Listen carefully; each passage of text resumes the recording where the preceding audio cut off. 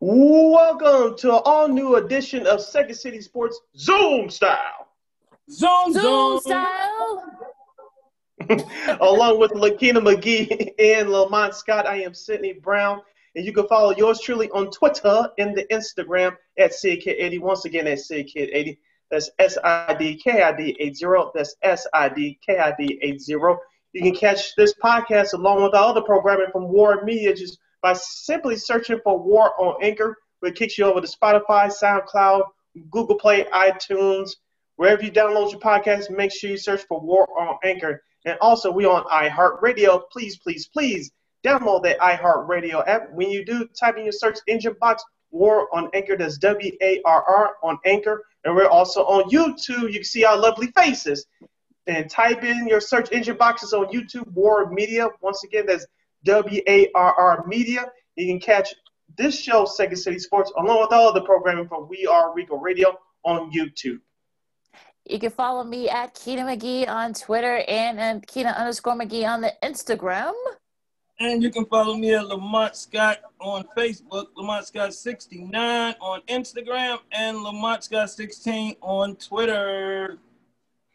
As you guys know, this is a Chicago-based podcast, but we do talk about a lot of national sports. But we had to start local because one of our baseball teams are going through some changes, and I'm talking about the Chicago White Sox, who reside on the south side.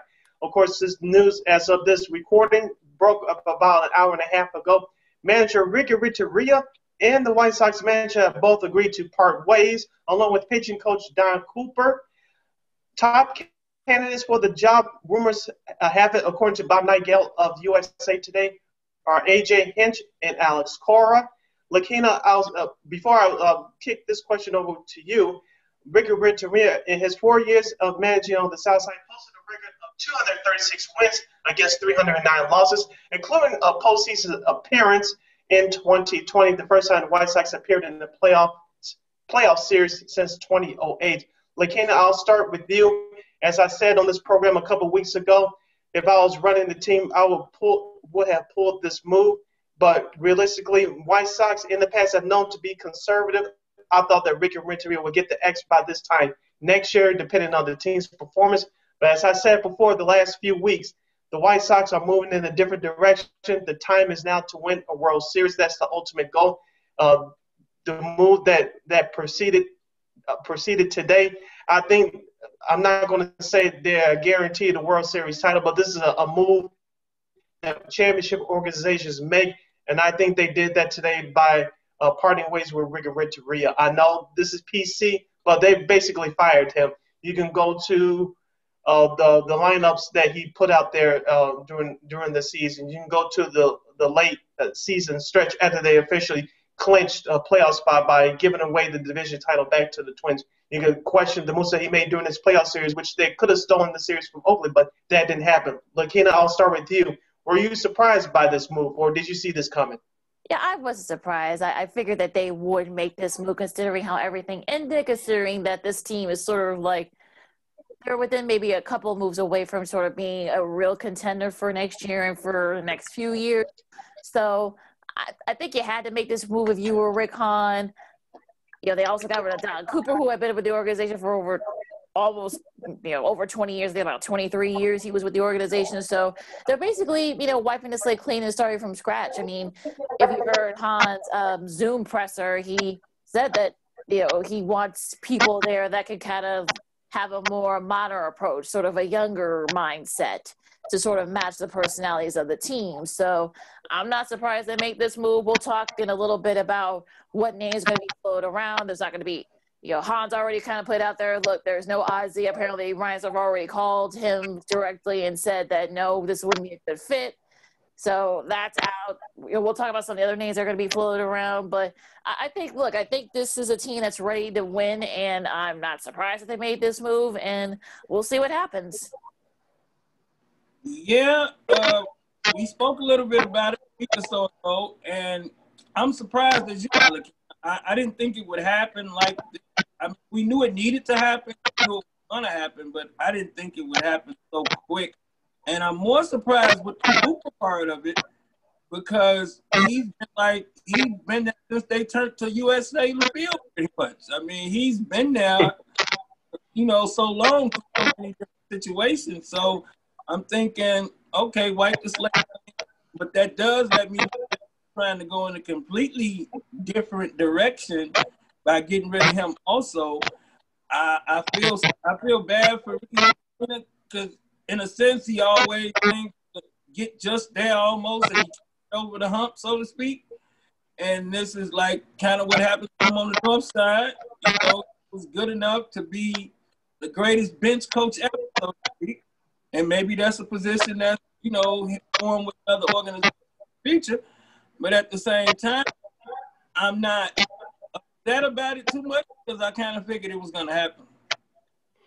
I kind of agree with you guys. I'm not as upset about it at all, Lamont. As I said, we knew this move was coming, whether it was today or a year from now, as this organization has put high expectations on winning the World Series. That's the ultimate goal. But you do have to give Ricky Renteria his credit of turning the culture around, just like what John Fox did with the Chicago Bears, and we see that now with Matt Nagy. We'll get to the Bears later.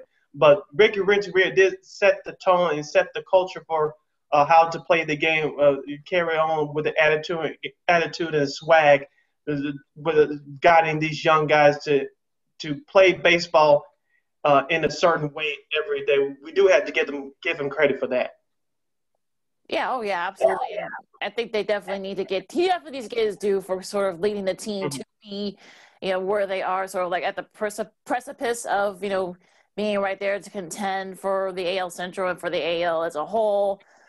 But I think this move had to be made because I just feel like he wasn't going to be the guy. And I feel bad for him because, again, this is the second time, with both Chicago teams that he sort of like kept everything clean before, he get yanked aside. So, but look, you thank you for his services. You thank for getting to this point, but you need to go bigger. And, I think that they had to do it. And I think, not a lot of guys' names out there right now. You got Sandy Alomar Jr., who is a veteran, who's itchy for a chance to become a manager. He's been a bench coach for a long time. But also A.J. Hinch, I think he's the favorite. I know that whole thing with the Astros. Yes, he was sort of complicit, but he wasn't involved. Look, they won with him, so that's something that's going to be floated around too. So it's going to be interesting. I know Rick Hahn will have a plethora of guys to choose from. And you mentioned one of those names you mentioned is somebody they happen to love in Chicago. They love Sandy Alomar Jr. in Chicago. I mean, we brought him here 4 times as a player, so to speak. I mean, we kept. Thank you, Kenny Williams, for that. Yeah, that's what I'm saying. They already love him here, and I mean, Alex Cora, AJ Hinch. I mean, Alex Cora is another one that has ties to the White Sox, and they like keeping people that they kept around, and they real loyal, as we were speaking on last week. So one of them probably, I think, will end up with it. I mean. I think AJ Hinch, yeah, he may be the front runner, so to speak, because he did win, but a lot went into that winning. And so, it may be the Sandy Alomar, like Lakina mentioned, but I would be rooting for him or Alex Cora because I used to watch him play for the White Sox. So why not just keep it going? Bring somebody in, I want to ask you guys this question. I'll start with you, Lakina. You mentioned A.J. Hinch. Of course, people wanted to take the World Series away from him that they won in 2017, but baseball said no. We all know the whole story, the whole background behind that. I can understand where some people are coming from and saying that, yes, he is a good manager, but we don't want to be associated with all the stuff going on behind the scenes there. We want a clean slate. And the way that baseball's going right now, you're going with younger guys that can manage personalities. What do you say to those critics that say, yeah, A.J. Hinch is a good baseball man, but we don't want our organization associated with that cheating, scandalous nonsense? Well, like I just said a minute ago, yeah, he was complicit. Yeah, he admits that, look, I should have been more transparent. I should have, saw what was going on. But like I said, they won and they were consistent when he was there. So, that does not concern me. look, you say the same thing about Alex Cora. He was actually more involved in that cheating with the Red Sox than Hinch was with the Astros. And also, it looks like he's going to end up going back to Boston anyway. That's the rumor. So then he may not even be available anyway. But, I mean, look, it's I know it's complicated, but I think, look, he showed contrition. He apologized. He took the year suspension. Okay, yeah, it was a short season, blah, blah, blah. But look, he took the year suspension. I'm sure they're ready. I'm sure Rick Hahn will be giving him a call. And I'm sure he knows that there is going to be some resistance from some fans, after what happened. But also, too, that, he won. And I think that that's probably going to take precedence over kind of what happened on the side. Maybe not necessarily completely, but the fact that, like I said, he apologized for it. He showed contrition. I think, we're a forgiving society, so people will forgive. All right, Lamont, does A.J. Hinch deserve a second chance, whether it's on the south side or somewhere else, or do you think he needs to stay away for at least another year? I mean, everybody deserves a second chance, man. I'm a second chance kid. I believe in second chances. I believe in third chances sometimes, depending on certain situations. But at the same time, I felt a little shaky about him when he was talking about, okay, yeah, he could have did this and he could have did that. You were the manager. So you do have the final say. Even if somebody's doing something behind your back, you have the power to just shut it off like that. You in charge. So unless you was intimidated by the people that was doing this, or you was just in love with the winning, or however you want to look at it, that's because of his apologies, like Lakina said, that's why you deserve some more chances. But at the same time, I think, I would, you mentioned Alex Cora. Yeah, he did it twice, so to speak, because he like Houston, Boston, so yeah, that's a tough one, man. I mean, I know he'll probably get a lot of backlash here, and I don't know if this the kind of backlash that the younger players need right now as they're trying to continue to grow. So maybe they need to go with somebody else other than them candidates and see what else is out there, because they don't need more pressure being put on them than what's already going to be on them for being halfway good this year. So I think maybe that might not be a good move. You're listening to Second City Sports along with Lakina McGee and Lamont Scott. I'm Cindy Brown. As we talk about the Chicago White Sox and manager Rick Renteria parting ways. They also part ways with now former pitching coach Don Cooper. Lakina, I want to go back to the Ozzie factor. Of course, if you guys are watching on YouTube, I have my Ozzie Guillen jersey hanging from behind me. Of course, I heard this and read the same things you did before we reported today, that the organization of the White Sox did contact Ozzie Guillen and said that he wouldn't be a perfect fit at this time. Of course, as I said before, the last couple of weeks, that there's a huge fan base that wants Ozzie back. Of course, he's been hanging around the team the last few years, working for NBC Sports Chicago in the pre- and post-game post-game analyst role. Now that we know that he's out the way, let's just say that, going back to what Lamont said, the White Sox don't go in that A.J. Hinch route or that Alex Cora route. I know Sandy Alomar Jr.'s name, as we've been talking about here for the last couple of minutes, his name is being thrown around. But here's a couple other names. Now, this is just me talking. Once again, this is just me talking. Do you consider a couple of guys that if they want to manage, they can manage, like A.J. Pierzynski, a former White Sox player? He was on that 2005 team. He's calling games for Fox now. Or do you even consider like a Paul Konerko to manage? I know some people said that he may want to manage one day. Or I don't think he's in the organization anymore. But do you consider a guy like Omar Vizquel, who was managing their Double-A team a couple of years ago? Look, there could be interesting names, no doubt about it. I mean, I saw some people say maybe A.J. Pierzynski, like Lamont just said, and I mentioned Sandy Alomar Jr., who's been with his organization in some form. His dad played here too. I mean, Jim Thomey's name I heard somebody said too. Some people say so. I don't know. I don't know if Rick Hahn wants to kind of take a chances and go with somebody who has no managerial experience, especially if you're a team that wants to win now or wants to at least be in contention to win now. I think you go with someone with a little more experience. I mean, look, it would be fun. The soundbites would be fun with Pierzynski and Thomey and and those guys too. Maybe not Canerco necessarily, but Vizquel will probably have some good sound bites. But I think at this point, if you're Rick Hahn, I think you want someone who has more managerial experience, who has proven that he can win at that level. And so as great as those names sound and as interesting those names, if they get in, sound, but I just don't see them going that particular route. I just don't. Heartfelt, them names are sounding good, that we was all cheering for them guys, but if you're going to mention people like that, you can throw a Harold Baines name in or something. You know what I'm saying? If you just going to be ridiculous. Let's throw Frank Thomas's name in there too, for good measure. Let's throw his name out there. Going on former players and things of that nature, I think they need to reach for the best candidate. That even if it's an older person, like call Ryan, go north, call Sandberg, go, make calls out of your circle and see what you can come up with.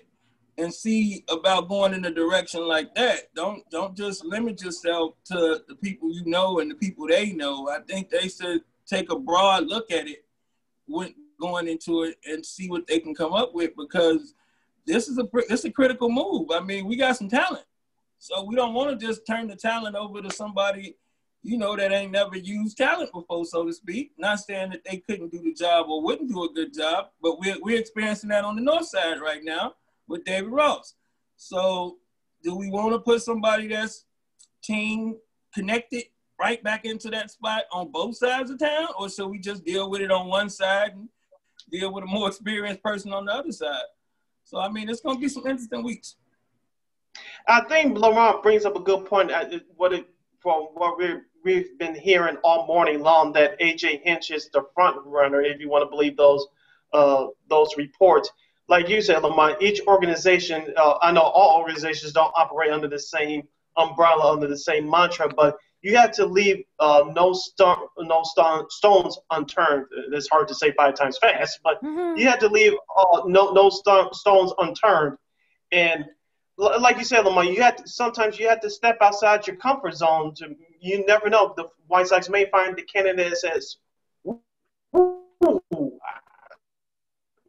they may have some intangibles that we like that we may have seen in other candidates that in the previous weeks and days to come. We need to hear or see that in this candidate, but we hear it in this candidate. So, like you said, they should step outside the quote-unquote family, as you said before. Is it that the answer? We don't know, but I think the White Sox will take their time and find the right candidate. I don't think like you said, this shouldn't be rushed. This is a critical moment in the franchise. You're saying to your fan base, as they have known for the last few years during this rebuild, this is going to be the time to turn the corner and become a serious playoff contender year after year, and ultimately leading to a World Series title. This is a critical move for the White Sox. They should consider all options. Yes. Interesting to see where they go. Definitely. And all right, let's turn our attention now to the NBA Finals. Game 6 was not an instant classic, but it ended with the World Championship for the Los Angeles Lakers for 2020 as they defeated the Miami Heat 106-93. LeBron James had another triple-double. He won the 2020 NBA Finals MVP, I should say. Anthony Davis gets his first championship ring. Rajon Rondo, playoff Rondo, gets his second championship ring, the second of his career, the first time since 2008. He's a world champion. The Miami Heat, on the other side, they gave it a good fight. Many people, including yours truly, would say that they have a bright future ahead of them, led by Pat Riley in the front office. Head coach Eric Spoelstra will finally hopefully get the respect that he deserves, carrying this roster to this point. I'll start with you, Lamont. What were your impressions about this year's NBA Finals, and what were your impressions about the Lakers? It was an intro to an instant classic, meaning we knew early in that game that we can turn the TV to the football game and watch a classic football game. Miami came out flat. They looked at flat. Jimmy Butler was probably still tired. I mean, the man gave us all, man. I mean, congratulations to the Lakers and LeBron James. I don't think he should have won an MVP, but that's my opinion. I mean, if it wasn't for Anthony Davis, they wouldn't have won that title. I still stand by that. If you took LeBron off the court and kept Anthony on, they still would have been in the games. Whereas if LeBron was, that could be debated for years. I know the LeBron people are excited. They're happy. They can call him the greatest player ever now. So, I mean, congratulations to the Lakers. But, I give more credit to what the Heat did and what the Heat tried. I think the Heat would have fought a little harder if they wouldn't have put Goran Dragic back out there. I think that they had got comfortable playing without him for them couple of games, and they had a different attack and a different plan without him. But I understand why he's a team leader. He's the veteran. I understand why you put him back out there. But at the same time, I think they might have stood a better chance. It wouldn't have been such a blowout if they would have just stuck with what they had stuck with them last two games. They didn't hit their 3 zone. I think that was a problem.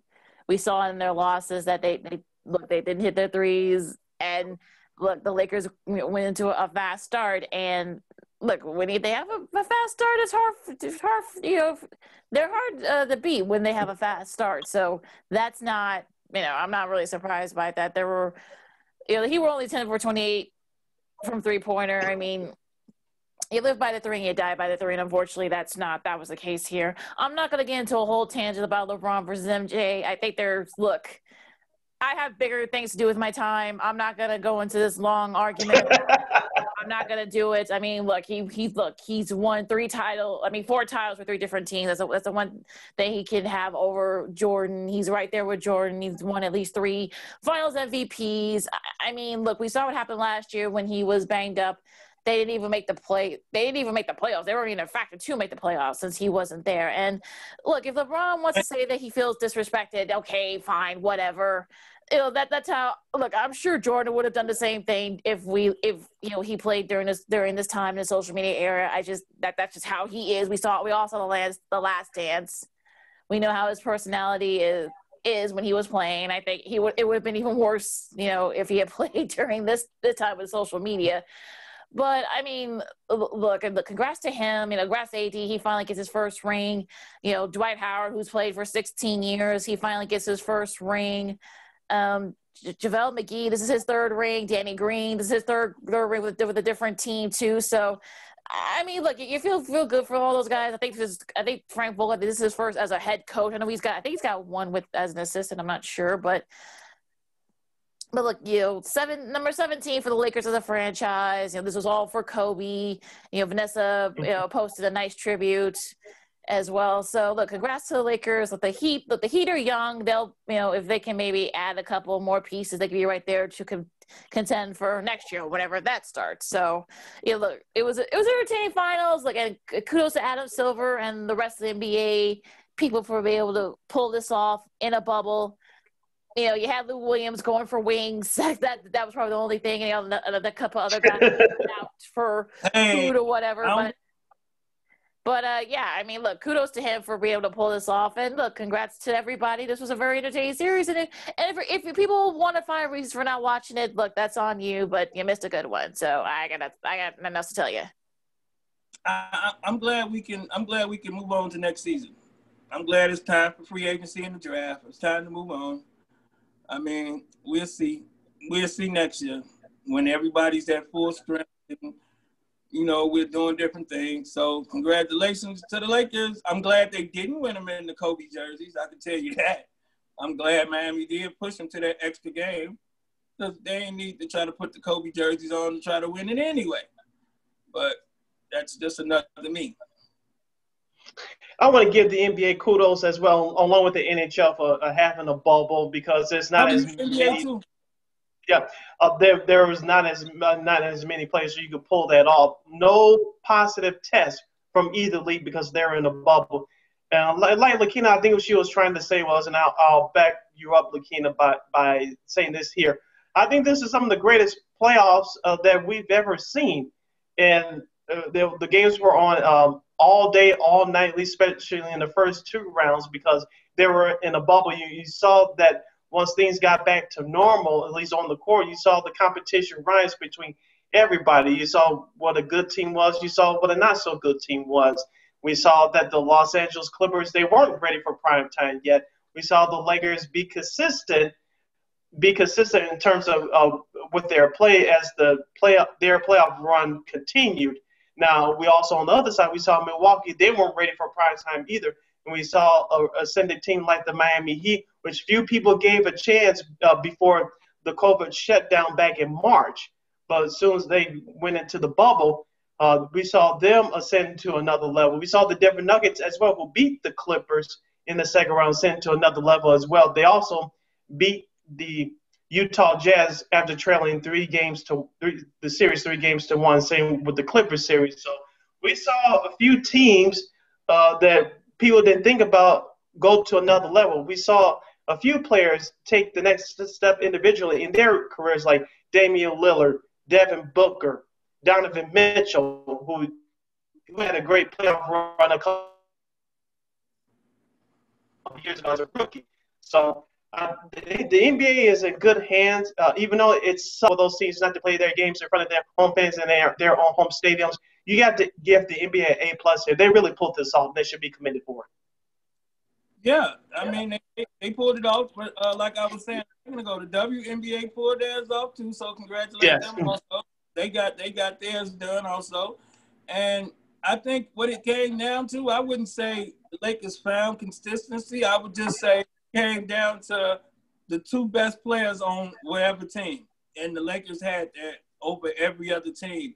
Because if you'd have broke all those teams down and had 2-on-2 games with the two best players from each team, they had the two best players in the bubble. So going into the bubble, I mentioned to someone that whoever has the two best players in that bubble probably will come out of that bubble as the champion. And that's what it boiled down to.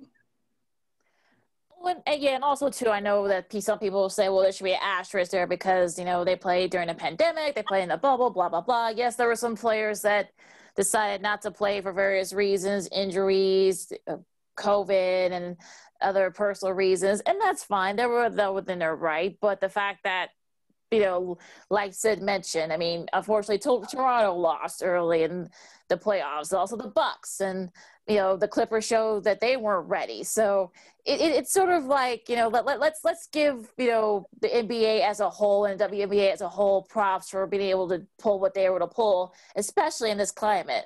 Look at MLS. I mean, they were able to pull it off too, but now that they're kind of outside doing their fall series, there were like 3 games that got canceled that they had to postpone because of positive COVID testing. So, I mean, the fact that they were able to pull this off, during these unprecedented times, that they should be commended for. And as far as next season, who knows? I mean, some people have said that maybe right before Christmas. Others have said maybe not till January, right after Christmas. So, I mean, everything's still kind of up in the air. So we'll see where they go from here. I mean, look, let's just give props to the Lakers and to the league for being able to do this, pull off this NBA summer league, fall league style tournaments, and hey, I mean, it ended up working. So congrats to everybody involved, and also to the workers, the hard workers too. I know we saw what Russell Westbrook did to, I think he had like a big tip to all the workers there, so they should be commended too. $8,000. Yep. You're listening to Second City Sports along with Lakina McGee and Lamont Scott. I am Sydney Brown. As we talk about the NBA Finals, we say our congratulations to the 2020 NBA champion Los Angeles Lakers as they defeated the Heat in 6 games, 4-2. Sticking with next season, Lakina, I don't know if you remember, but we brought this conversation about a month ago, and I said between Christmas and Martin Luther King Day, which is the 3rd Monday in January, for the folks who had memory loss. I think that's when next season starts. I know we had Mark Shanowski of formerly NBC Sports Chicago, now with doing some stuff with Bears Barroom Podcast. He said they NBA might push the start of the season to February. We shall see what happens, but I think that Martin Luther King Day would be the perfect time to start because, it's a new year and you're giving these players enough time off, definitely the ones that participate in this bubble, enough time to heal. And like you mentioned, Lamont, they can start out 2021 fresh.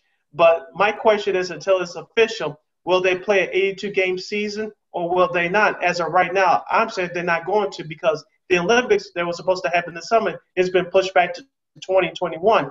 And I'd be damned that if the NBA doesn't want their players participating in the Summer Olympics. We want that gold medal again. So with that being said, I cannot see the NBA playing 82 games and then taking a pause for the Olympics. I don't see that happening. I don't know if you guys watched the NBA Countdown pregame show on this past Friday before Game 5. Adam Silver was being interviewed by Rachel Nichols, and she asked him, what about the Olympics where you take a pause, assuming that you're going to play an 82-game season? Are you going to take a pause for the Olympics? He said no. But, of course, they're early in this process. And, of course, they're going to work with the NHL because the NHL said that they're looking for their target date is January 1st of 2021 to start next season. And so the NBA and the NHL will work together because many of the stadiums that the NBA teams play in, the NHL franchises in that city play in as well, just like here in Chicago with the Blackhawks and the Bulls, Los Angeles with the Lakers, Clippers, and, of course, the hockey team, the LA Kings, New York City with the Knicks and the New York Rangers. So the NHL and the NBA will have to work together. I think they will start around the same time. I just find it hard to believe as of right now that the NBA will play a full 82-game schedule without being involved in the Olympics. I just don't see that happening. But then again, we learn something new every day. Yeah, I don't see them playing a full 82. I think they'll probably maybe do 55, 60 so they can be done. If they do start in mid-January around Martin Luther King Day, they'll probably start there. Maybe they'll do the All-Star game maybe halfway through. Maybe they don't. But I don't see them trying to ram through a season then because knowing that a lot of their guys are going to want to play for the Olympics, not just for here in the U.S., but for their respective home countries too. So I can't see them doing a full 82. I think they'll probably agree on maybe a 55 to 60 games, and that way they'll be done by June, and then they can do their workouts or whatnot, whoever makes the team. So I think that'll probably be the way to go, that they'll probably do. Yeah, no, I was saying I don't think they'll play a whole season either. I think it's gonna be like Lakina said, between 55 and 60 games, which is enough. That's enough to crown the champ. A solid 50 is good. A solid 50 is enough to crown the champion and going on with the playoffs. And like Lakina said, also we have so many foreign players now in the NBA that want to go represent their country. And I think they have that rule also. If your parents are from a country, you can play for that country. So, yeah, I think a lot of players from the NBA want to play because that gives them a chance to be more of a leader on certain teams. I mean, if you look at it, that's why we got a contract on our Chicago Bulls. If you think back to when the last time they had something big like that, and Feliciano did so well for his country that the Bulls gave him about $30 million. So that was because of what he did in them games. So a lot of people looked at Feliciano and said, I can be the next him. I can show up over here and then cash in over here. So I think, a lot of people want to go play. Yeah, they can finish in finish in June, around the first, second week in June, and then they'll give them time to kind of like do workouts, and they'll have the teams together. And like you said, Lamont, a lot of these guys are going to want to play for their home countries too. So yeah, I think 55, 60, I would don't be surprised if that's the way they decide to go. Yeah. And here's the thing, real quick. I just find it hard to believe that the NBA do not want their players to participate in the Summer Olympics. Of course, the Summer Olympics take place in late July, early August. So like you guys mentioned, if it's a 55, 65 game season in between there, they could be finished by mid-June at the latest, and they'll give those guys enough time, at least a month, to train and participate in the Olympics. Now, before we end this segment, of course, we had another death over the weekend as Baseball Hall of Famer Joe Morgan, who passed away at the age of 77. He was a 10-time All-Star, 2-time National League MVP, a 2-time World Series champion, including the 1975 World Series team with the Cincinnati Reds with the Big Red Machine. Of course, he served as an analyst for Sunday Night Baseball with ESPN for the past 21 years with John Miller, who's currently still the TV announcer for the San Francisco Giants, and Joe Morgan also did games for the Baseball Network / NBC with Bob Costas and Bob Uecker during the mid to late 90s there. I want to get your thoughts, Lakina. Even though me and you we're not old enough to have seen Joe Morgan play, we saw him on the highlight tapes. We saw documentaries about him. We've known him as a broadcaster. I wanted to get your thoughts about the passing of Joe Morgan.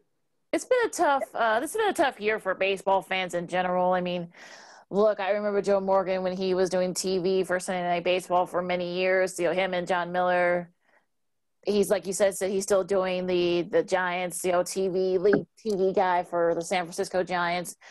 I mean, that's the one thing I remember him for. And, he was part of that big red machine. They won a couple of titles back in the 70s.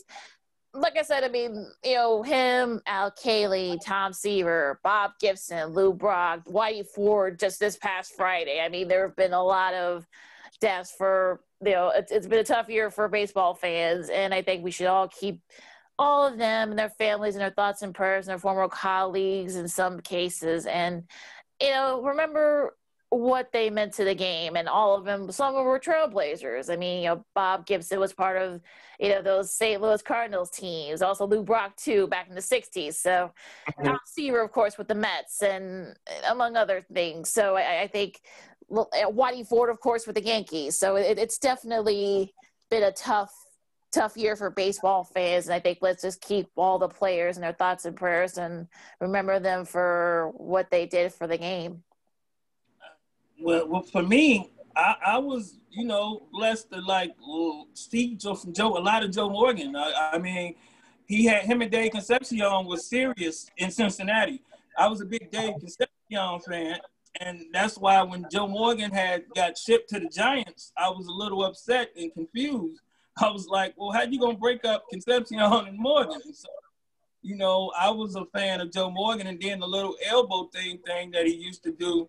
I was used to try that. I remember trying that in Little League. Can I do my elbow like that to see can I hit better? So, I mean, Joe Morgan, and then when he moved to the TV booth, that was all the more better because I felt like I had a connection to the booth because I had followed him for so long. So, I mean, he definitely, will be missed. I miss his little insight. I don't think he get enough credit when they mention second baseman and stuff all the time. They tend bring his name up instead of throw his name out there early in the conversations. But, definitely rest in peace, Joe Morgan. He'll be missed by the Giants organization and the Reds organization. And I think TV going to miss him a little bit too. Just to wrap up this segment real quick, Lamont, you brought up a good point about the comparison with him being perhaps the greatest second baseman ever. I know he didn't mention Ryan Sandberg, who played for the Cubs. He's a Hall of Famer as well. He didn't mention Ryan Sandberg's name for a long time during the TV broadcast whenever they did Cub games for ESPN. And so I think you bring up an interesting point. I don't want to exploit it too much here, but you brought up an interesting point. He was kind of, to many people, was kind of salty, as we say in the community, about him being salty, him being ignored as far as being one of the greatest, if not the greatest second baseman of all time. People put Ryan Sandberg ahead of him and some other guys as well. I'm glad you brought up that point. One of you two can speak on it if you wish. Yeah, I mean, he did seem like he had a gripe for a while, so to speak. So, because he did get overlooked a lot. I mean, and that's to be expected in certain areas and certain times. I mean, as Sandberg played after him, so to speak, you know what I mean? And it was more television for Sandberg. The Cubs were on WGN. Everybody get WGN. So I believe that's why Ryan Sandberg was pushed to the forefront in front of him a little more because of the WGN factor. And I think playing in Chicago as opposed to San Francisco, I think if he would have moved to the Yankees after he left Cincinnati or something like that, he probably would be mentioned more. So I think, the press and things of that nature had a lot to do with it also. But either way, I mean, he earned that Hall of Fame. He, you know what I'm saying? He was the greatest. So, he will know what. Let him rest in peace. And, that's just another player lost off of that Cincinnati team. I mean, that Cincinnati team was rough. That Cincinnati team had some people. They was good. Lakina. Yeah, I agree. But I think, look, you know, I mean, he was a pioneer, and I think that those Reds teams that they don't get more of their due than they should. And look, like I said before, like I said, I remember more him doing TV with John Miller for many years. It was sad that they broke that duo up, but we have the memories, and there were great games, and like I said, these are legends that will be missed by baseball fans, both young and old. All right, we had to take a pause for the cause, but when we return, we'll break down week 5 of the National Football League. We'll give you our studs and duds and take a look at the week that was in college football and a whole lot more. You're listening to Second City Sports.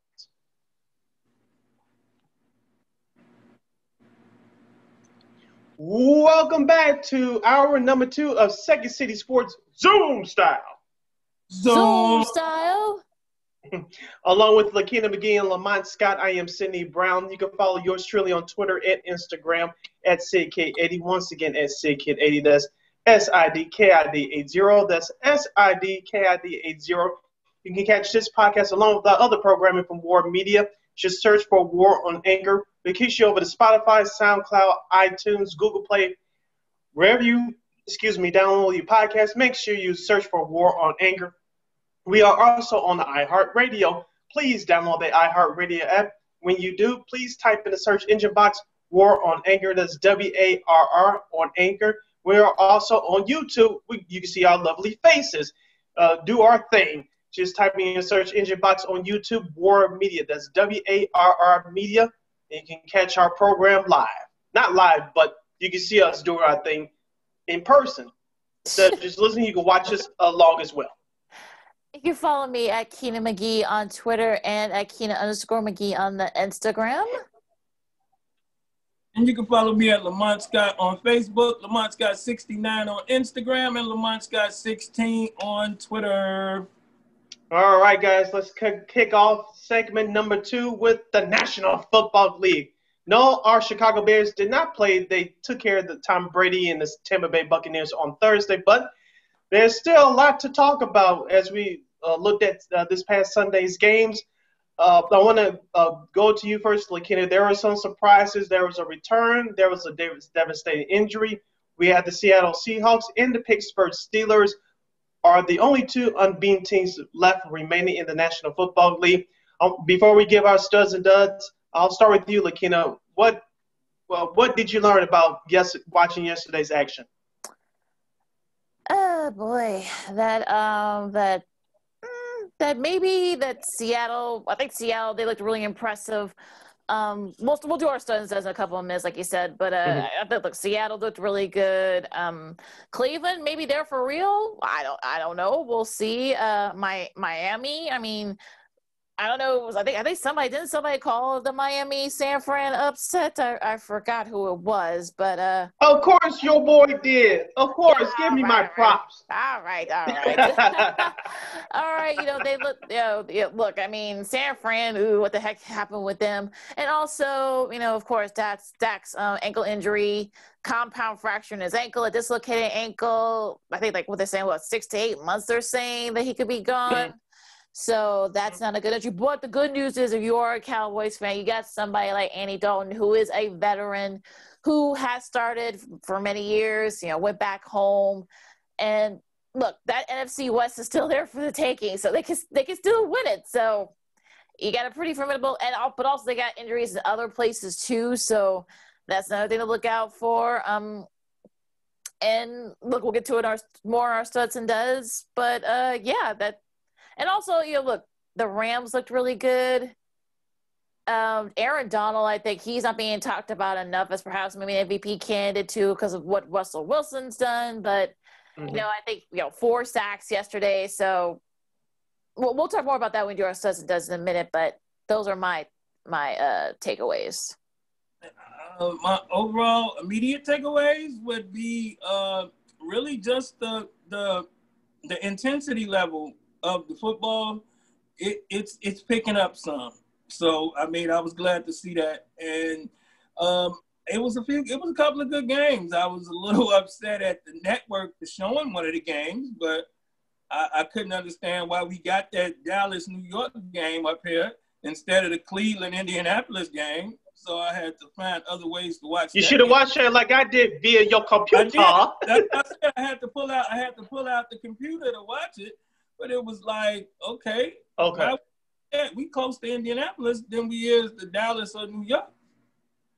So, but other than that, yeah, I mean, like you said, we're getting to it more with the studs and duds, but overall, I mean, I didn't miss the Bears. I just looked at it as if we primetime team now. We big time. And like Lakina say, Aaron Donald is Aaron Donald, but he all the more reason why Khalil Mack must be Khalil Mack come Sunday if they want to win Sunday. We'll get to the Bears and Panthers preview during our next podcast coming up on the Second City Sports Weekend edition in our next episode. But watching yesterday's action, as I said, I believe last week or a couple weeks ago, the Kansas City Chiefs are a team to be reckoned with. They weren't going to go undefeated. The Raiders showed what they were made of yesterday. They beat the Chiefs handily, even though don't let that final score fool you. Kansas City still are going to be a good team, but that was just a hiccup. Congrats to Alex Smith, who returned to action, almost missing 2 full years. I saw that actually live via my computer. It was a great moment. They had his wife and his 3 children in the stands cheering for him. That was a great moment. If you don't like that, I don't know what to tell you. You're sick of something. But as Lakina also mentioned, the Dak Prescott injury, I do not wish that on anybody. Football, as we all know, is a brutal game. It happens every once in a while, so good luck to his recovery. He's going to miss the rest of the season. Watching that injury live, it just makes you turn your head. But as I said before, brutal injuries like that happen. That's the kind of risk that you take playing this game of football. Of course, people want to focus in on his future because he's playing on a 1-year tender franchise tag. He's looking for a long-term deal. He may have to play under a tag again. Who knows? But Dallas should have signed him long-term, long time ago. And it's going to be a big mistake if they don't do it within the next year or so.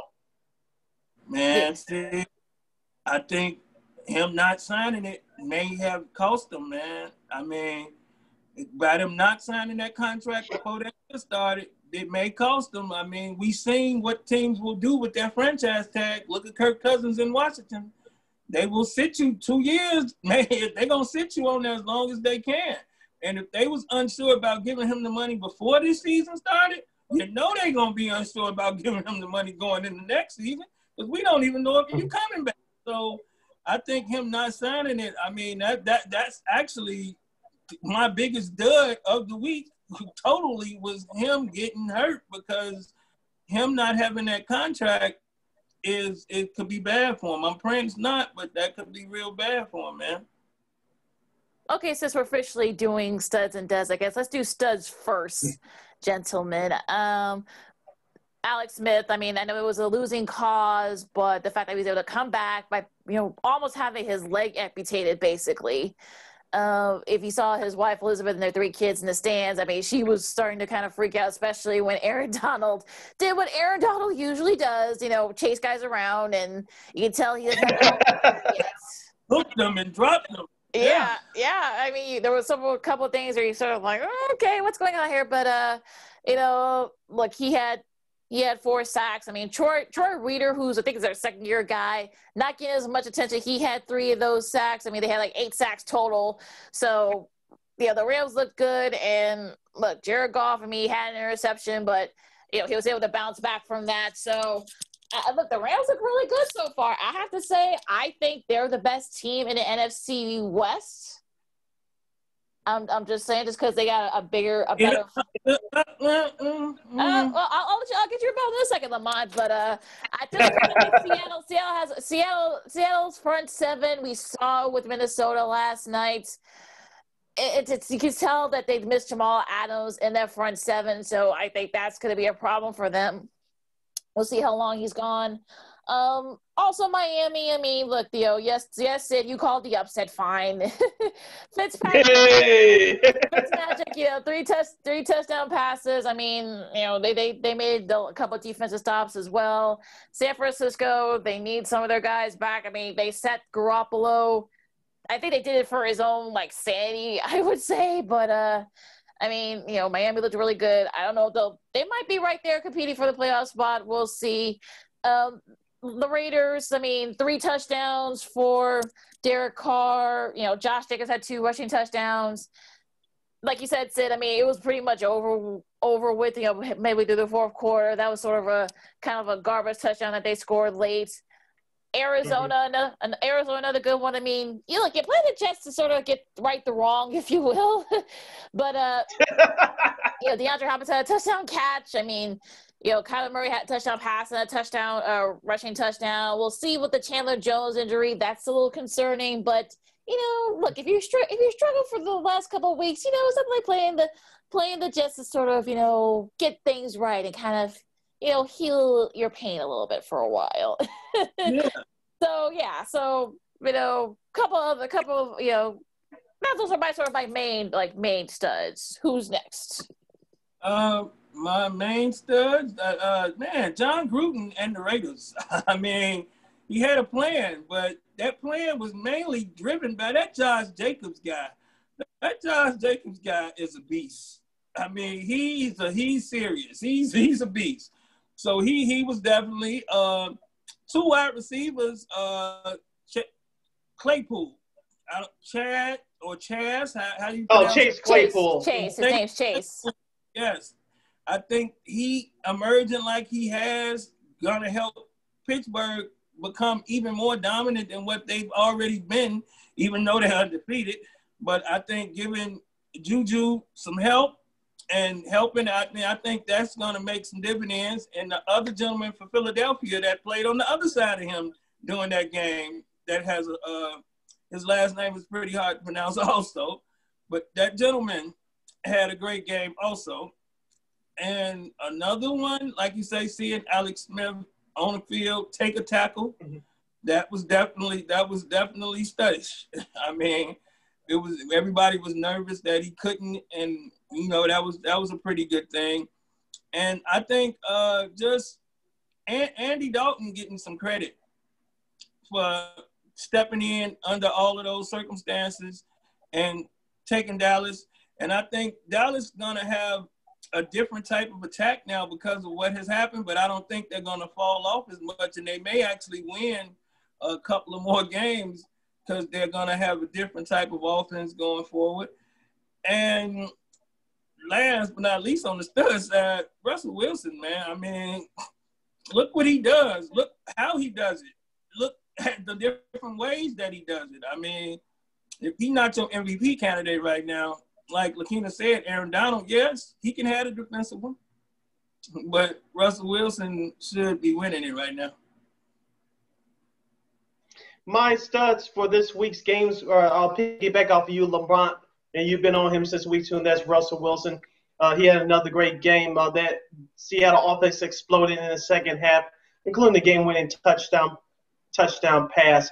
That was amazing. I know Chris Collins, if you watched the broadcast last night, he was very excited, and rightfully so. Seattle, even though they are 5-0, their defense, even though they missed Jamal Adams last night, did you know that their defense has given up over 400 yards to every opponent so far this season, including last night? We told you before the season started, this is not the Legion of Boom. And I didn't think it was going to be this bad, but so far they've gotten away with it only because of Russell Wilson. My number 2 stud, Teddy Bridgewater, he had a great game as Carolina defeated the Atlanta Falcons. And shout out to Lakina, who picked the Carolina Panthers in our last episode over the weekend. They sent Dan Quinn and Thomas Dimitroff, the GM of the Atlanta Falcons, home with a pink slip and some link cards. So Bye-bye. That's what happened right there. Bye-bye. Yep. So shout out to Teddy Bridgewater for Carolina. The Bears may have a problem with him next Sunday. Look, we said on Friday that people are already counting that next week's game against Carolina as a win. Oh no. Not so fast. Exactly. Not so fast, kids. All right, Sid. And also, too, real quick, Lakina, I'll also give my third stud to the Miami Dolphins, they took it to the San Francisco 49ers yesterday. One more again, as the kids would say. I'll double pat on my back. I told you people that Miami was going to do it. Now, did I expect it to destroy him like that? No. But shout out to Brian Flores, the head coach of the Dolphins, and that whole coaching staff. This team, I'm not saying they're going to make the playoffs, but they're playing a heck of a lot better this year than they did last year. They were trying to figure things out. So the Dolphins, they may not, I say next year could be their year to be a playoff team, but they're going to scare some people this year. I told people last week that the defense is not that bad. They brought the pain to the 49ers yesterday. Look, our buddy Spiro Diaz said when we talked to him a couple of months back, said that he did a couple of their games last year. Mm-hmm. I think a couple, both of them, I think they won. So, look, that Miami team's pretty good, you got to say. And, look, Fitzpatrick saying, look, I still got it. All right, a dud, and it pains me because I respect this guy, but he made a bad move last night. Mike Zimmer. Look, I know there was no crowd there. I get it. I know people are defending the decision to go for it on fourth down, but take the points. Take the points. Take the points. I know they had 200 yards rushing, but even still, you take the points and make Russell Wilson, work for it. And look, they didn't get it. They only needed a foot. So I don't know what was the plan there. I think Madison, who actually did a good job, pitching in for Dalvin Cook, who was backed up with a groin injury. But if he had kind of moved left instead of going right, they only needed like a foot. Maybe that would have ended it right there. But even still, I mean, you take the points, make Russell Wilson work for it. Real quickly, Ken, before you continue, yes. I know Minnesota has Atlanta at home this coming Sunday, but if Mike Zimmer and crew, if they don't get it done, he may be the third coach to get his pink slip and link card. I'm just saying. No, Patricia. I doubt it too. Yeah, I think they just signed a new contract too, so that's not happening. Patricia, that's going to be headed Detroit's way probably, you see it. Yeah. We'll talk more about that on Friday, but Minnesota's my first dud. San Francisco, my second dud. I mean, what the heck's going on? I know you guys are banged up, but come on, really? Yeah. Come on, 350 rushing yards? I know your defense is banged up right now, but receiving yards, I mean, I know your defense is banged up right now, but, come on. Garoppolo, you had to sit, and then everything else started going haywire, so San Francisco needs to figure it out, and I guess the Super Bowl hangover is, coming up fast and furious for them. My next dud is Washington. I guess Dwayne Haskins wasn't the problem. Just saying. Kyle Allen got banged up. And, of course, Alex Smith, great story, of course. But, I don't know what the problem is in Washington. But we'll see if they ride it. I mean, the NFC East is still there for the taking. So we'll see what happens there. Also, my bonus still goes to Houston for getting their first win. Romeo Crennel, if I could not watch him try to dance, I think that would be that'd be okay with me. Deshaun Watson had 2 interceptions, but they did just enough to win it. So a bonus stud for me is the Houston Texans. Okay. So, we was going stud still, right? No, we're doing duds. That's what I said. You were switching to duds because I was sticking with your Minnesota thing. The coach, what was he thinking? I mean, like you said, why wouldn't you make the MVP, quote unquote, right now, work as hard as he needs to work to try to get there? And another one would be the Indianapolis Colts. Good call. I don't know what happened there. I don't get it. Yeah, that's what I'm saying. I don't know what happened. I'm not ready to say that Odell Beckham is back because of that catch. I'm not that impressed with that. So they get one, and another one who did I just say? Not the Dak thing. The Dak thing. Yeah, the Dak thing just stay on my mind because of the contract situation, man.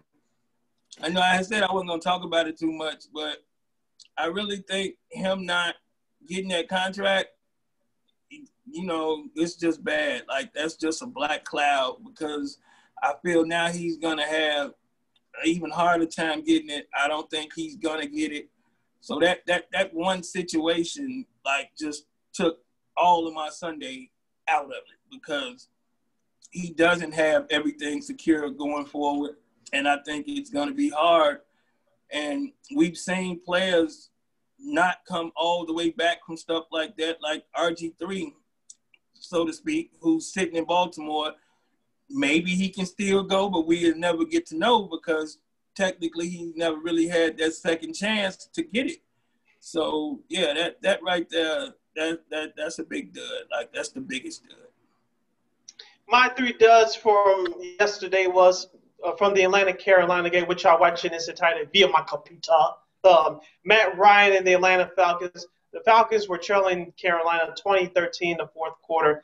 Atlanta had 2 offensive drives to start the fourth quarter down and deep in the red zone. On the first series, Matt Ryan missed Hayden Hurst, the tight end that picked up from Baltimore in the offseason. And so they had to settle for a field goal to cut it from 20-10 to 2013. The second time the Atlanta got the ball back in the fourth quarter, Matt Ryan threw a dumb interception to Gage, their wide receiver. It was intended for Gage, but Matt Ryan threw an interception. Of course, Carolina milked out the clock and went out of Atlanta with a 10-point win, 23-13. So Matt Ryan, the Atlanta Falcons, are my first duds. My second dud is the New York Football Giants. I know I picked Dallas to win the game yesterday, but as you mentioned, Lamont, the Dak Prescott injury, we know that it happens, but you really cannot predict injuries. And the Giants, let's talk about that fake field goal that they had toward the end of that first half. If it wasn't for that dumb penalty, the play would have been the difference in the game with them pulling off the upset, given what happened to Dak Prescott later on in that game. So the New York Giants as a whole will get my second dud. My third dud is going back to that Cleveland-Indianapolis game from yesterday, which I did watch via my computer. Phillip Rivers throwing that pick six. If it wasn't for that pick six, it turned out to be the difference in the game. I know Indianapolis got back in the game in that second half with that kickoff return for a touchdown, but if it wasn't for that pick six, maybe they would have walked out of there with the win, but it just wasn't meant to be. Phillip Rivers, he still can play, but this is what happens. A pick six can turn it around for you. That's what happened to the Colts at the Jaguars on opening day, and that's what happened to them yesterday at Cleveland. Yeah, that when that happened, I was like, okay, well, they could have put the game away there, and then unfortunately it ended up getting the Browns back in it, and we all saw what happened after that. So yeah, that's why the Colts are my bonus dud. All right, I got a bonus from Jimmy G. I mean, I think he had almost as many interceptions as completions or something like that. Yeah, I don't know what's going on with his head. And what's going to happen? Like, is he gone? What's going on with San Francisco up there? Like, that could get dangerous. That's more than Super Bowl hangover or whatever you want to call it. That's more than that. Something going on up there. We'll see. Yeah. I mean, so, and our preview, unfortunately, because of, positive tests, the second game that was supposed to commence on Monday night, about in a couple of hours from now, that's been canceled. So now we only have one Monday nighter. We got the Chargers and the Saints. Unfortunately, they will be without Michael Thomas because apparently he punched somebody out. Yeah. Oh gosh. Okay. All right. Where do you see this game, gentlemen? I think. I mean, y'all know, it seems like I never go against the Saints. That's not true. But I think Drew Brees gonna get a chance to show in a national spotlight that you can't just count him out because he's older, and that he still got some stuff in the tank, even without his favorite receiver, who did not show leadership of any sorts after being gone. So that's a whole nother conversation right there. So I think Drew Brees is going to show you that the Saints are more than one person, which is Michael Thomas, and I think they're going to win, man. As I picked on our last episode over the weekend, I have the Saints winning tonight. If it wasn't for the injuries to Austin Eckler, the running back for the Chargers, and injuries on their defensive unit, maybe I would have picked the Chargers in an upset, but let's be realistic here. The Saints still have a better roster on paper compared to what the Chargers have right now. I think Justin Herbert will have some success, but not as much as people may think. With that being said, I picked the Saints, and I'm sticking with them. And while you're on the subject of the Chargers here, am I the only one that find that whole Justin Herbert, the start all of a sudden thing funny? I mean, no, you're not the only one, especially after what happened to Tyrod Taylor. We talked about this a couple of weeks ago when it happened, the game against the Kansas City Chiefs. The team doctors accidentally punctured his lung, and he hasn't played. Yeah, and he hasn't played since yet. You're not the only one. Yeah, okay, because I feel like I'm on an island because I was looking around to see what did other people thinking like I was thinking because you accidentally make a mistake and now the person never gets a chance. Come on, man. that seemed right.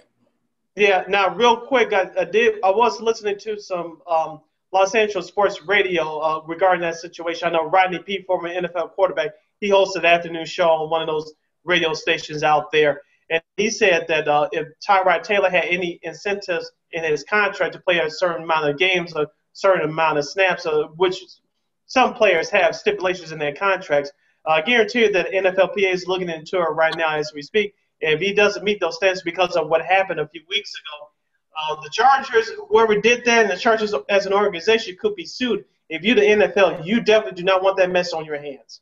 Yeah, I mean, and if they wanted to just go with the rookie quarterback, just go with him. Just, you know what I'm saying? Just go with him. Don't do it that way. So I'm hoping it stay clean. I hope it don't turn out to be muddy waters. Yeah, we'll see. I mean, it does look a little suspicious, but look, it'll all come out though. In the end, it always does. The second, we got Tuesday night here. We got Buffalo and Tennessee. I'll go ahead and say, look, I said Buffalo because they've had a full week of practice. Tennessee has not had a full week of practice, and they were just now were able to get back into their facilities like on Thursday or Friday. So yeah, I wouldn't be surprised if the Bills win this pretty easily. I think they'll be able to slow down Derrick Henry, and that offense has been sort of meh. I mean, even though, yes, I know they're undefeated, but still, I mean, it's sort of meh. So I think the Bills, don't be surprised the Bills win this handily. Yeah, I think I did pick Buffalo, and I'm going to continue to pick Buffalo. I mean, Tennessee, I don't think they'll be able to run the ball as much. And I think Devin Singletary will have something to say about that clock management situation when it comes to Buffalo also. He will be running the ball and keeping that ball out of Mr. Henry's hand on the other side of the field. So, I mean, I think that would be a big part of it. And then, Allen is showing that he a real quarterback. He want his name mentioned with the big people. So, I'm looking for. Yeah. Well, Josh Allen has a big-time wide receiver to go with him now. So, if they continue to progress throughout the season, his name will be mentioned up there. The 2020 Tennessee Titans, their theme is as stupid does. McKinnon took all the analysis right out of my mouth. I took Buffalo on Friday. I'm still sticking with them for Tuesday. So I'm going with the Bills. They're the better team. All right. Should be a fun one there. Got a little Tuesday football action. Real quick, let's talk about the LCS. And I did not know this. I did not know that the ALCS started last night. The Rays beat the Astros in Game 1 of the ALCS. The NLCS starts tonight, so where do you guys see those series? Man, I think, like we spoke on the other day, I think Mookie Betts is what the Dodgers needed. Somebody that has been to the mountaintop, that can carry a lot of those younger Dodgers who's been getting close to the mountaintop but can't get over the top for so long. Over the top. I think the Mookie Betts show continued. And although Atlanta has a formidable lineup and a very nice lineup and a couple of very exciting players, but I think the Mookie Betts experience will come to play in these playoffs, and he's going to do what he got to do to get that title in L.A. And as far as last night's game, I'm rooting for Tampa Bay all the way. I mean, just all the way. I'm all in on them until they get to the Dodgers. I'm all in on I had to piggyback off of you, Lamont. Of course, when we recorded our last podcast on Friday afternoon, they're they were preparing for a game 5 against the Yankees, which they won. I'm with you. I'm going with Tampa Bay. It's going to be a 6 to 7 game series. It shouldn't be surprised who will come out on top as far as the American League Championship Series is concerned. I'm going with Tampa Bay because they took down the Dragon in the New York Yankees. They were picked by many people to make the World Series this year. That didn't happen. They defeated Garrett Cole, I believe, twice in that division series. Of course, they're facing another Dragon, the Houston Astros. And so it's going to be a fun and long series. I got Tampa Bay in 7. Now, on the NL side, I believe I picked the Dodgers in 6. Like you mentioned, the Braves have a hell of a lineup. They did learn their lesson from being defeated against the St. Louis Cardinals in last year's NLDS. So the Braves are taking the next step. They're going to give everything they have to the Dodgers. I know the Dodgers and the closer Kelly Jansen, he's not going to pitch anytime soon. So hopefully the Dodgers will get their bullpen situation straightened up. If they don't, Atlanta will take advantage of it. If they do, this could be a shorter series than what people anticipated. But I still expect the Dodgers to win this series. They have the overall better talent in terms of experience. So like you said, Lamont, Mookie Betts has to show up. Justin Turner has to show up as well, along with Cody Bellinger. He showed up with the glove in the series against San Diego. Now let's see if he can do it with the bat in this series against the Braves. Yeah, like I've been saying, I think having Mookie Betts there, I think makes a difference for the Dodgers. I think the Dodgers will win in 6 or 7. I think Atlanta could push it, can win a couple of games. As for the AL, I mean, look, I had the Yankees going, so it really doesn't matter to me. I mean, I'll pick the Rays just because I don't want the Astros to win. But I think if you're Fox, I think you want the Astros so you can get that rematch because he couldn't get the Yankees. So, I mean, it's fine. I mean, look, Fox wanted the Yankees and the Dodgers, so that's not happening. So the next best thing for them will probably be the Dodgers and the Astros just because of the rematch. Look how much money went into trying to make the Dodgers and the Yankees make it. So you see what I mean, like New York, they could have built another bridge with all the money they spent to try to get them there. So that's interesting when they don't make it. I mean, I wonder what those immediate meetings are like when they don't make it and they have to go back that next day to that meeting. Like, okay, so what we went wrong and how many more million we got to spend now? Who we got to go get now? We went and got the best pitcher. Who we got to go get now? How much more money y'all need? So I would love to be a fly on the wall doing those conversations. They need pitching too. That's what killed them in the end was the pitching. That was their problem. That was their problem in the end, the pitching. So and that was good. But so they can't go get no more. They can't get no more bets. I mean, where they gonna put another bet if they go get another bet? So you have to go get some pitching, but then that's where. So, but they'll find a way. Everybody's looking for starting pitching. Yeah, they're the Yankees. They'll find a way, and they'll go get something. Did you see what they do there? All right. Off to the college football gridiron. Excuse me. Clemson, I think they're showing you why they're the number 1 team in the country. They beat Miami pretty handily, and Sid, I warned you. I said, look, like I said, I warned you. Clemson's on a mission this year, and look, Travis Etienne, 149 rushing yards, 2 touchdowns. I mean, he just showed you why he's really, really fast, and Trevor Lawrence did his thing too. He had a rushing touchdown as well as 3 passing touchdowns. So, look, hey, I can't. I don't know what more I can say to you about Clemson. That they ready, that they showed up, and that if they play Alabama tomorrow, they probably would beat Alabama also. So, I mean, Saturday was a rough one, man. Did you see us go down to Missouri after they moved us out of Louisiana for that game, by the way? He's talking about LSU. And get embarrassed about Missouri. I mean, coach was like, the defense, he talked real funny. He was like, the defense is embarrassing. He said, it's embarrassing. They can't stop nothing. They can't stop nobody. and it can't happen no more. Damn it, we can't stop nobody. American is football. Oh my Stop talking God. about ball, boy. He was so mad.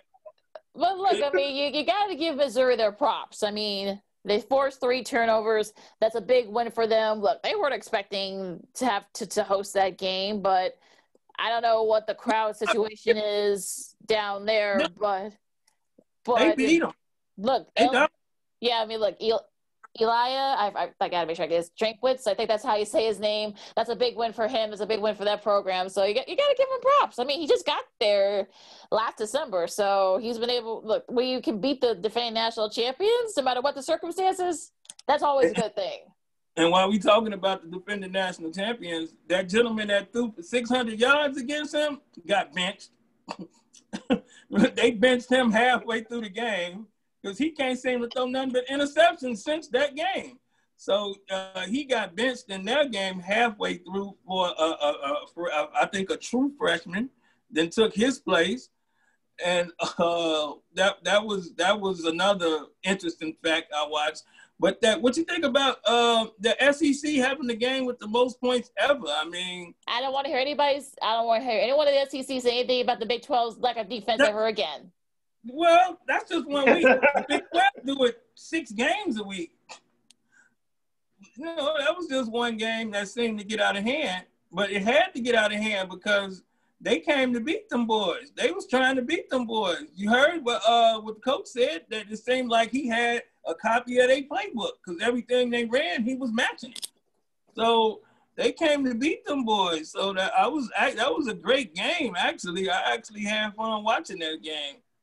But other than that, go ahead, Sid. Yeah, you're listening to Second City Sports along with Lakina McGee and Lamont Scott. I am Sidney Brown as we talk college football, reviewing Week 5 action from over the weekend. Lakina, I want to get back to your point about the Clemson-Miami game.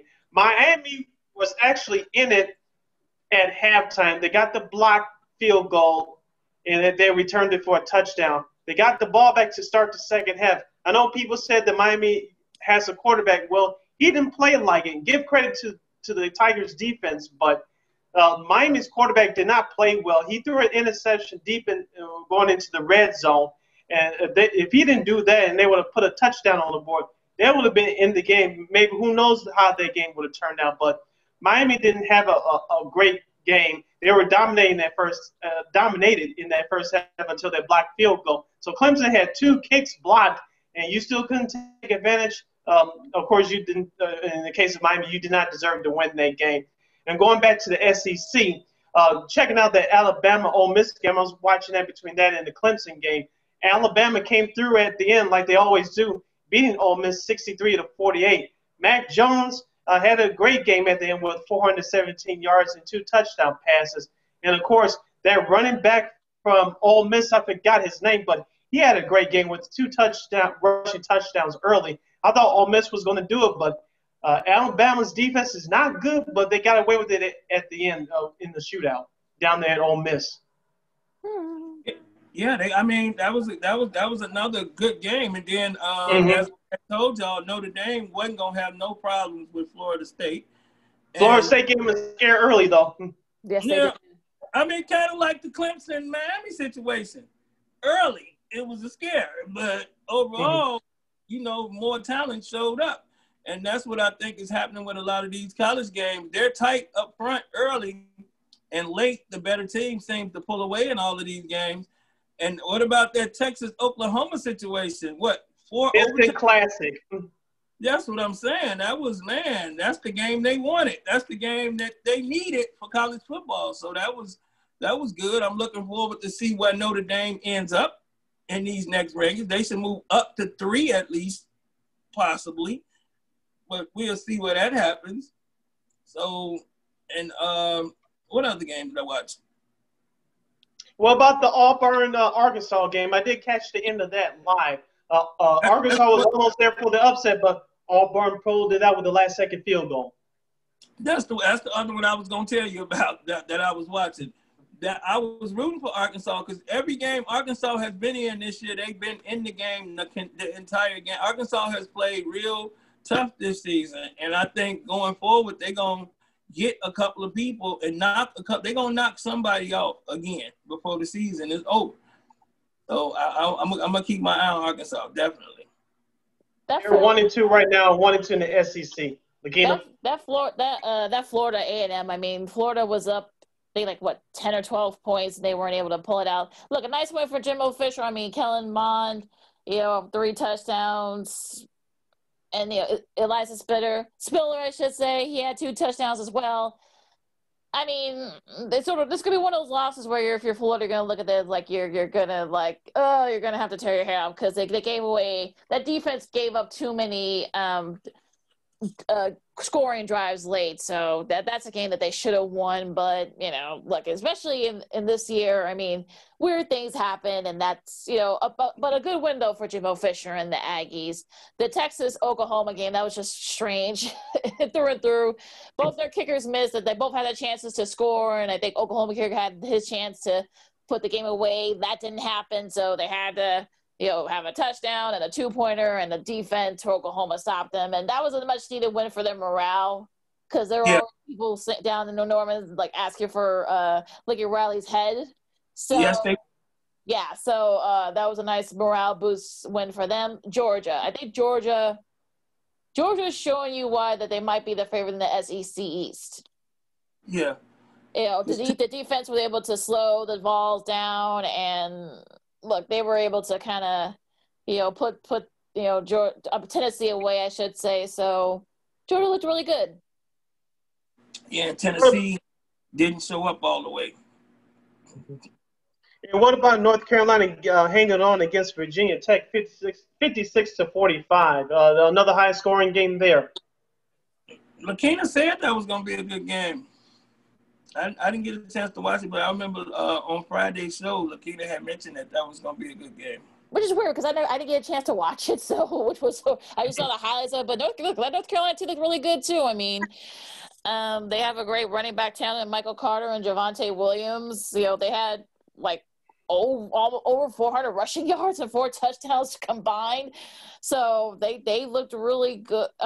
They looked really good, and look, Mac Brown's got those guys playing well, and should they win the Atlantic, they could probably be right there to face Clemson for the ACC title game. Again, they have to go through Notre Dame first, but they looked really good. I like that Tar Heels team. They're very well balanced, and look, we know Mac Brown can win it, so they looked really good. And what about Iowa State? They took care of they took care of Texas Tech 31-15.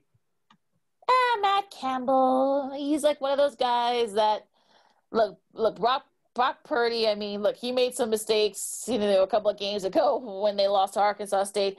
But the good news is that they were able to he's been able to kind of right the ship. Their defense looks really good. They were able to kind of tame that offensive attack, which can score. So not too surprised by that score. I mean, look, the Cyclones are right there for the Big 12, winning it all there. So I think they're near the top. I think they're in first place or tied for first place at least. So I'm not surprised. People are actually picking them to win it. So yeah. And interestingly enough, though, the OK State Baylor game was actually postponed. It was supposed to have been this Saturday, but because I guess they had some issues with COVID over there in Waco at Baylor, so they had to reschedule to December, which actually is going to be right before the Big 12 championship. So that's a nice little that's a hiccup there. So we'll see what happens there. It's going to be interesting, though, when the Big Ten starts their play in a couple of weeks, because that's going to be that's going to be when everything starts, too. Yeah, because that's what everybody was saying. It was like, when Ohio State jumps in, where do they place them? Where do they go? Do they throw Michigan out there? Because, see, a lot of these schools don't get ranked immediately because of their name until they play someone. So I look at the first week of that as it's going to be just wide open, so to speak, until they play somebody and they see how bad some of these teams really still are. And until then, I think they're going to just give them name recognition, just like they're going to end up doing, I think, when they got to pick those teams for the finals and that Final Four playoff situation. They're going to be going with the eye test, so to speak, and it's going to be an interesting eye test. I think maybe they should bring in some more people to vote on something instead of giving it to the committee. I think you bring up an interesting point, Lamont, and also too, let's not forget the Pac-12. I think they start in November with a 7-game schedule. So for the Pac-12 to start this late, assuming that a team or two goes undefeated or has a tremendous record, first of all, do they even qualify to be in that college football playoff? And number two, basically, will they qualify, have enough wins to qualify for the college football playoffs since they started late in the season? At least with the Big Ten, they started in late October, and they'll have some time. The Pac-12 will not have any time. Yeah, I think it's going to be like a 7-game cutoff or something. They're going to be trying to work. For the Pac-12, yes. Yeah, I mean, I'm talking like the people that's going to be picking those teams for the playoff committee or whatever. I think they're going to be working with like a 7-game cutoff. That way they can include everyone in the 7 game. They will pick 7 games from each player or each team, so to speak, and see where that goes, which is weird. But, you know, if that puts the best teams, quote unquote, in there, I think this would have been the perfect year to expand the college playoff. Even if you didn't keep it, you could have expanded it. But we'll see. Yeah, they could have, but they didn't because of their stubbornness. And look, if you want to put a team that has an asterisk, you could probably maybe whoever wins it, unless it ends up being Clemson, Alabama, Georgia, somebody like that. Ironically, Alabama played Georgia but we'll talk more about that on Friday. But yeah, this was their look. We talked about it for months. I mean, this was an opportunity for them to expand the playoff, you know, just for this year to kind of test it out, but. You know, now look what happened. So now it's going to be interesting. Quick shout out to Rafael Nadal winning his 13th French Open, his 20th Grand Slam title overall. I mean, the king of clay. He's a king of clay for a reason. Yeah. I think he got clay in his backyard. He actually does, actually. He does, actually, oddly enough. But, yeah. That's what I'm saying. That's what I'm saying. He probably has a practice clay court at home. Yeah. I mean, look, the man's a king of clay for a reason. Just dominated, didn't even drop a set. So a shout out to him. And also, shout out to the 19-year-old women's champion, Iga Swiatek from Poland. She wins her first title, the first title ever to someone from Poland, male or female. So we'll see what this does to Polish tennis. I mean, I remember her saying that she actually started playing because of Serena. Her game's very similar to Serena, so you know maybe she can help sort of start off the Polish tennis trend down up in Poland where she's from. But isn't that interesting though? You got people who she has to play against now that said that they started playing because of her or they're inspired by her and they're playing against her. That's kind of what a lot of these players were going through with the Lakers and with LeBron. You know, they looked up to him and they idolized him, and now they're playing with him and for him. And so I think that's got to be a weird feeling for the older person, in a sense. And I can remember even with that Lakers thing, Rondo telling LeBron some stuff about, you know, they look up to you. They're not just your teammate. They look up to you. So, I mean, you know, that got to be something weird when you have young tennis players who say you're this and you're that, and now you're looking across from them. So, yeah, so definitely weird there, but congrats to both Rafa and Ida. Both were deserving champions and, for different reasons. Her first for her home country of Poland and, Nadal, as his legendary status too, with his 20th Grand Slam and 13th French Open, the most ever by anybody in the Open era at one Grand Slam. So it's pretty cool. All right. Anything else before we disperse? Yes. Real quick. Real quick, Lakina.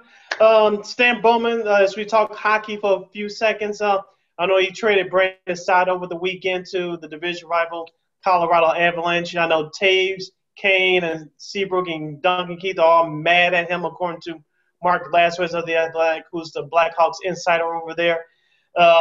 Things might not look good for 2021, but let's see how that situation plays out. And congrats to now former Blackhawk goalie Corey Crawford. He signed a 2-year deal to play in that for the New Jersey Devils. Yep. Oh gosh, I was conversing with our buddy Rachel Kopchak, who does the Hockey Lady podcast. She says she has no clue what the Hawks are doing. I don't think they know what they're doing either. So we'll see. They take stuff and throwing it on the wall and seeing what stick. Yeah. But, what were you gonna say, Lamont? I was saying, if they don't hurry up and get Joe Burrow some help on that line in Cincinnati, he gonna get hurt. That man took so many hits. Yep. So many hits. I mean, he will not be around to be a franchise quarterback if you don't either start changing up the plays you calling or something, because he's gonna get hurt this year. God forbid, real bad. But they hitting that man too many times and too hard. 7 sacks for that Ravens defense yesterday. So they were basically throwing around like a rag doll. Wait till they got to play Pittsburgh. Well, you know what I'm saying. That could get dangerous for the young man, and I mean, that can get ugly, man. And if they don't hurry up and do something about that can get dangerous. All right. On that note, do you follow me at Keenan McGee on Twitter, at Keenan_McGee on the Instagram? And you can follow me at Lamont Scott on Facebook, Lamont Scott 69 on Instagram, and Lamont Scott 16 on Twitter. You can follow yours truly, Sid the Kid, on Instagram and Twitter at SidKid80. Once again, at SidKid80. That's SIDKID80. That's SIDKID80. You can follow this show, Second City Sports, along with our other programming from We Are Rico Radio /War Media on War on Anchor, which kicks you over to Spotify, iTunes, SoundCloud, Google Play, wherever you download your podcast. Be sure to search for War on Anchor. We also on iHeartRadio. Please download that iHeartRadio app. When you do, type in the search engine box, War on Anchor. That's WARR on Anchor. And we're also on YouTube. Type in your search engine box on YouTube, War Media. That's WARR Media. You can watch this lovely program along with the other programming from We Are Regal Radio on YouTube. All right. So enjoy the games, everybody. You got the LCS playoffs in full, LSCS series in full swing, both the NL and the AL. You got a couple of Monday night and also some Tuesday football coming up tomorrow night, and some other stuff too. So a lot. I got a feeling we're gonna be talking about a lot of other stuff too this coming Friday, guys. I'm just going on a limb here. Yeah. Yep. So for the guys, I'm Lakina. Be safe out there. This is BizXT Sports Zoom style. Zoom. Till next time, holla. All right.